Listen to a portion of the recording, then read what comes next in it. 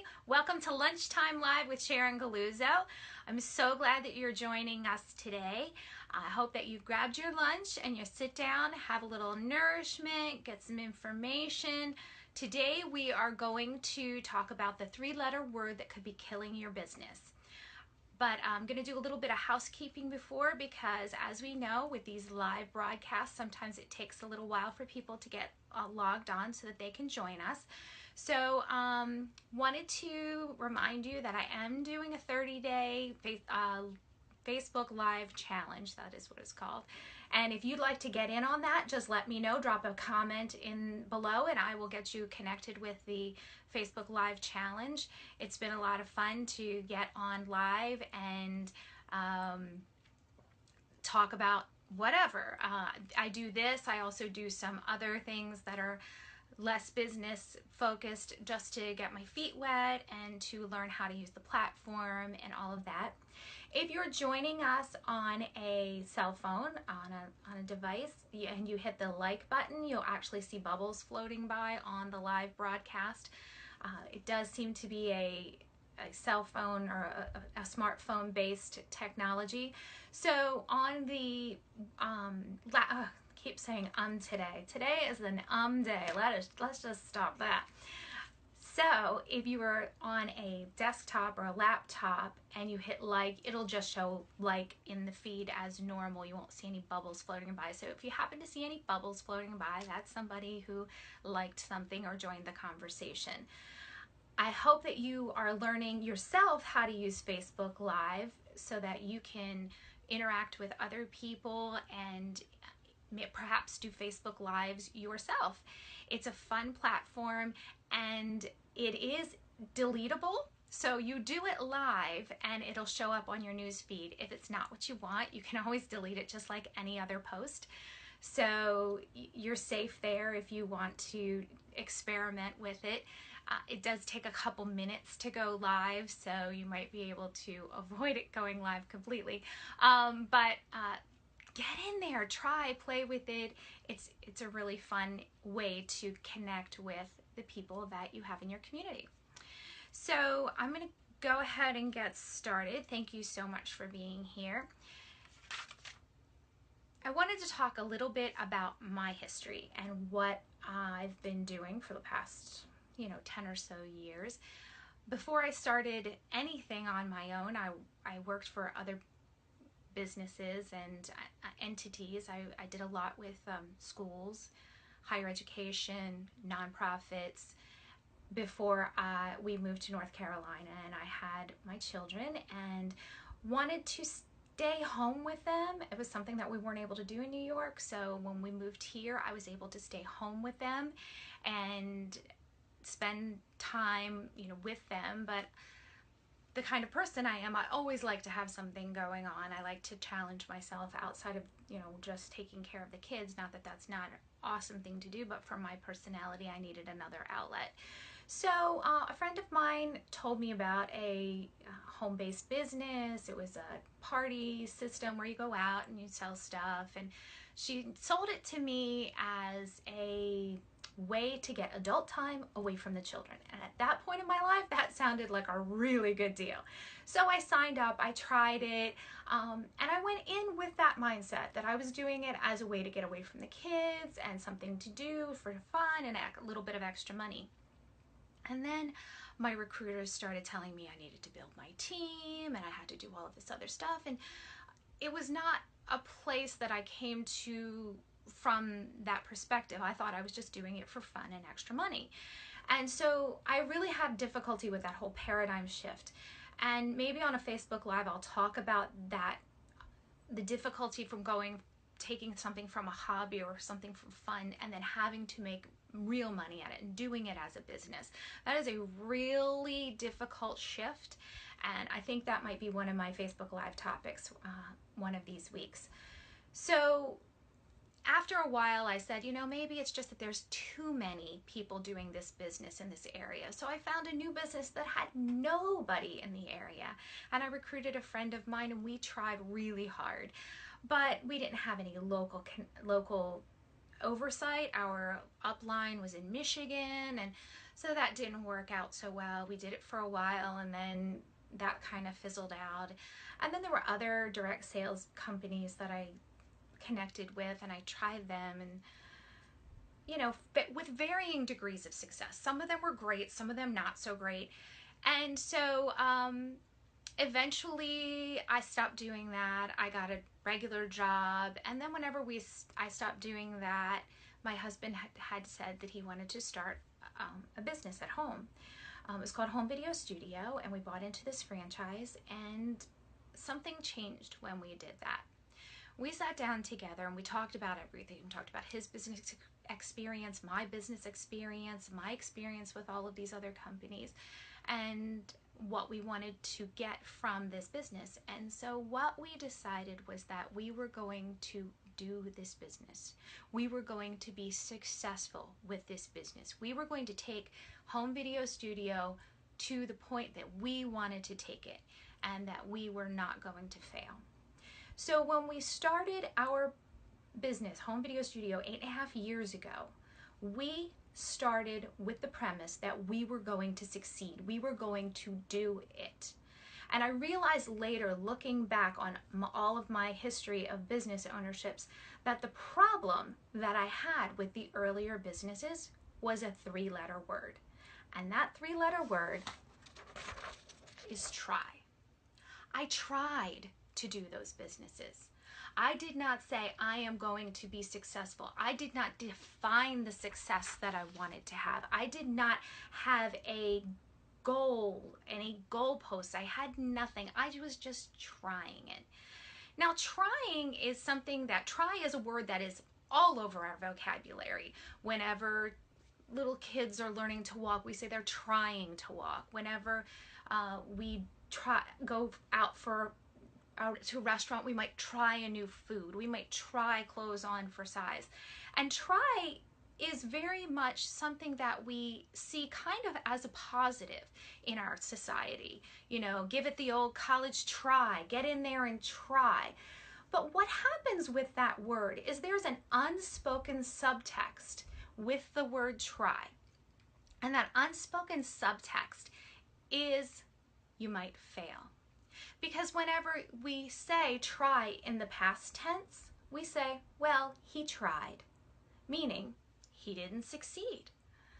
And we don't understand that whenever we use that word, that we're leaving the door open for failure.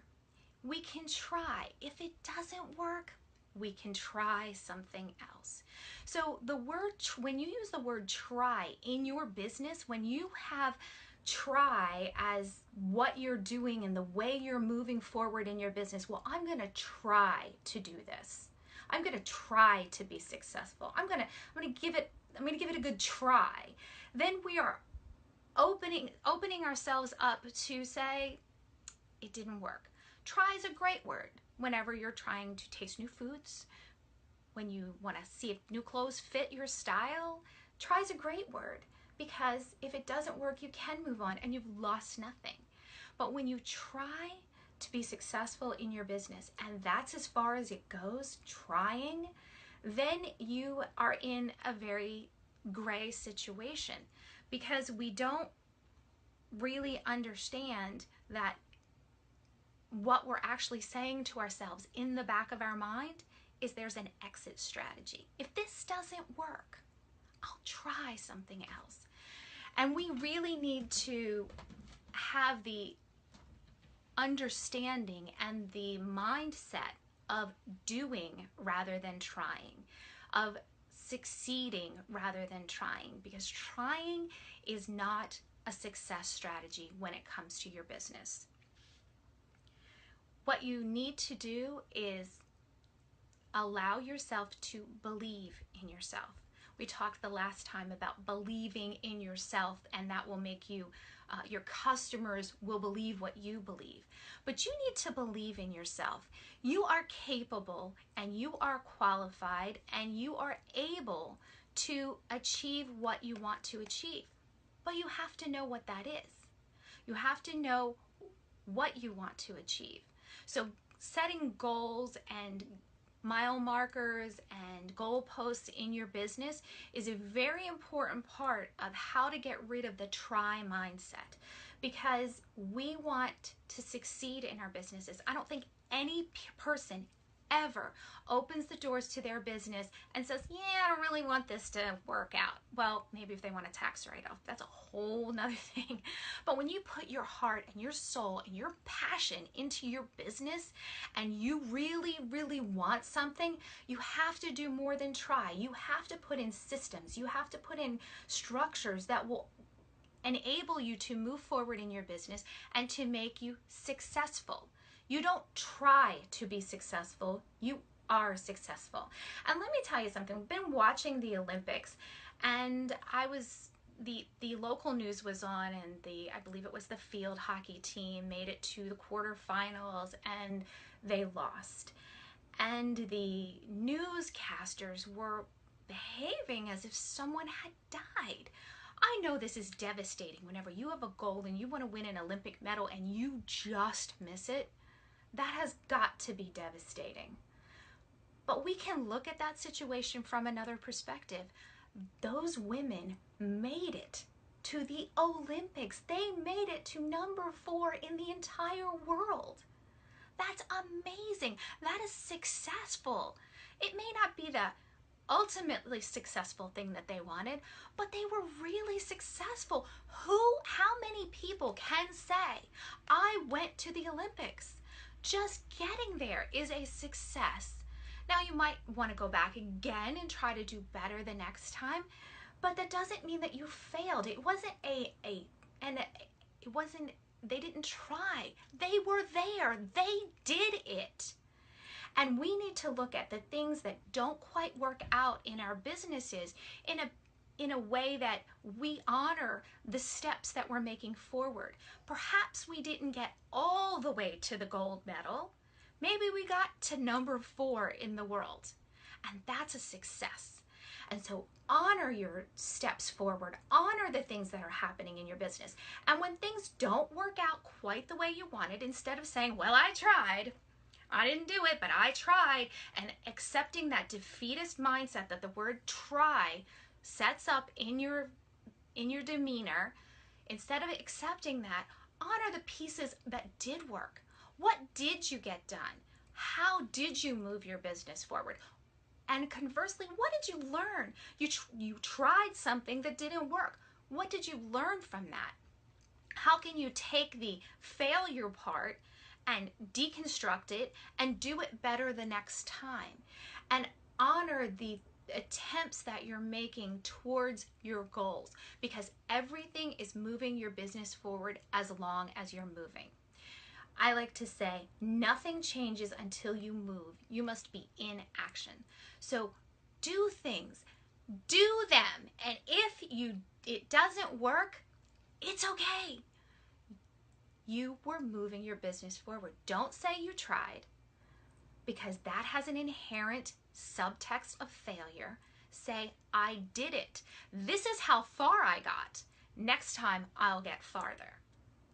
So I want you to think about not using the word try in your business, and see if changing what your inner dialogue, what you're saying to yourself when you've done something and it was not as successful as you wanted it to be, honoring what you did, learning from your mistakes, and moving your business forward by acknowledging in the positive what you did.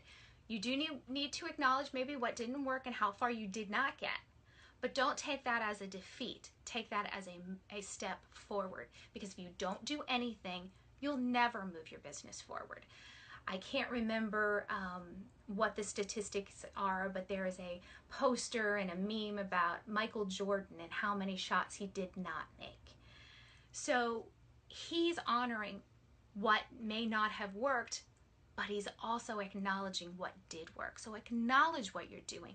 Honor your steps, move yourself forward, and keep moving. I do have a blog post that I'm going to connect to this video. I'll attach it below. It's called, Does Your Business Have the Determination of a Toddler? It's on my website on sharongalluzzo.com. under Sharon Shares.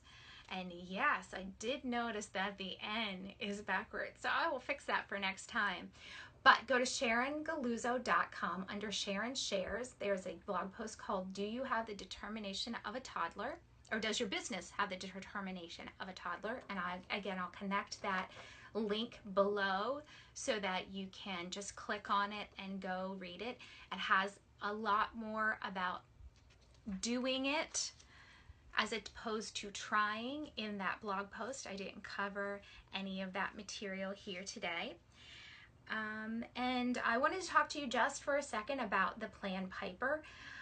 You'll see that I am Sharon Galluzzo, the Plan Piper. The Plan Piper is a business training. It's online. And there is an acronym for the word plan, and it is prepare, leverage, action, and nurture. Prepare yourself for business success. Leverage what you know about yourself to move your business forward. Action is nothing changes until you move. You must be in action. And nurture. If you want your business to grow and grow, you have to take care of it. So that is the Plan Piper. And so I wanted to make sure that I acknowledge that part of my business in this video as well. And I will be have some exciting news in the coming weeks, so make sure that you check in on that. And I thank you for joining me today, and I encourage you to do your business, to be successful, to honor your steps forward, to acknowledge the things that didn't work, and to eliminate the word try so that it doesn't kill your business. Thanks.